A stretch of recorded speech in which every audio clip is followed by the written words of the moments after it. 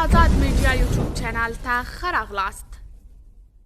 د راشد خان او لیلا خان پټه یارانه افشا شوه، خو څنګه همدې ویډیو کې وګورئ او چینل سبسکرایب کړئ.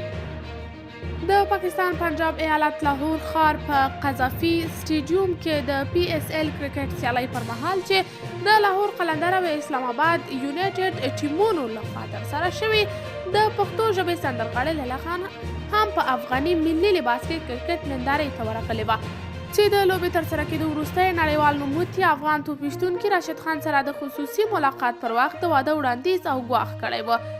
که د واده غوښتنه یې ونه منل شي، زهر به وخوري او خپل ژوند ته به د پای ټکی کېږدي. خو راشد خان لخوا د لیلا خان د واده وړاندیز پر هغه ځای رد شوی. سرچینه زیاتوي چې راشد خان لخوا ورته ویل شوي چې یوازې یې د غږ مینوال و او د واده په بهانه اوس لپاره هیڅ جنۍ سره ګډ ژوند تېرولو ته وخت نه لري او د جنکو د ډېرو وړاندیزونو له امله نور تر پوزې راغلی په آرام د خپل کار ته پرېښودل شي. ویل کېږي چې نوموړي سندرغاړي تر دې 2 ورځې وړاندې هم همدغو لوبو نندارې ته تللې وه، خو راشد خان ته یې د واده وړاندیز زړه نه و ښه کړی.